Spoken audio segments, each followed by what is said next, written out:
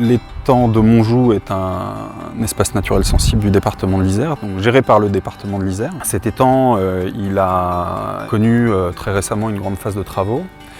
C'est lié au fait que le département a souhaité redonner une gestion traditionnelle à l'étang. Et cette gestion traditionnelle, elle n'était pas possible avant les travaux puisqu'il y avait certains organes de vidange de l'étang qui n'étaient plus opérationnels. C'est le cas de la bombe de fond. Cet étang de Montjoux, il est attesté dans les archives depuis au moins le XIe siècle ou le XIIe siècle. Il aurait été créé par les moines cisterciens de l'abbaye de Bonnevaux comme étant réservoir de pêche.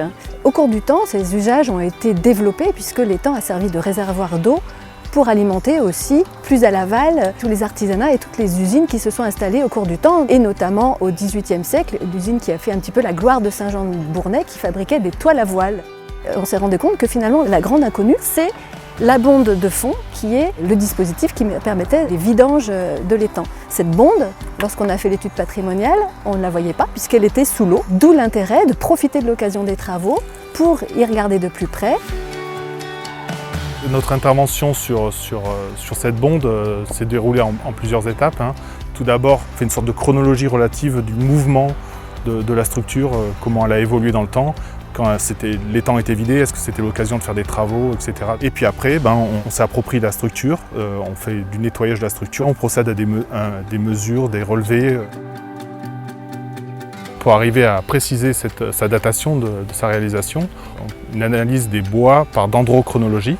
Et l'objectif de cette opération, c'est d'arriver à avoir tous les cernes de croissance de l'arbre. Cette croissance de l'arbre permet après, avec un référentiel, de le caler dans le temps et de savoir à quel moment l'arbre est abattu et donc de fournir des informations susceptibles de dater la réalisation de la structure. La grande bonde est composée de deux parties. Une partie verticale, donc des madriers installés en horizontal et puis renforcés par ce qu'on appelle des jambes de force. Donc les madriers sont simplement posés les uns au-dessus des autres et cloués entre eux par ces gros clous. Pour la canalisation, c'est juste les bois qui s'encastrent les uns dans les autres et les couvercles qui sont posés dessus avec un joint fait simplement avec de la mousse. L'essence du bois a été identifiée. Donc c'est du chêne intégralement pour toutes les parties. Principalement, c'est taillé à la hache. Pour tout ce qui est les madriers, le creusement des auges en bois qui forment les canalisations. Et il y a des traces de sciage de long sur les couvercles. Il y a 3 datations qui ressortent principales.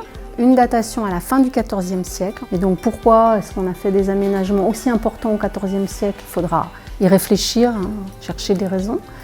Et puis la grande période de datation, c'est la fin du XVIIIe, 1765-1768. Et ensuite une reprise autour de 1803. C'est le fruit d'une collaboration entre le service du patrimoine naturel, du patrimoine culturel. Et c'est la première fois, comme je vous disais, qu'on fait une étude sur une structure de ce type. Donc ça, c'est une satisfaction. Pour les habitants, j'espère qu'on va trouver les bonnes méthodes pour leur en parler. Qu'est-ce qu'on peut en dire aujourd'hui, de telle sorte que ce soit restitué aux gens du pays et qu'ils puissent connaître leur étang et la bonde de leur étang.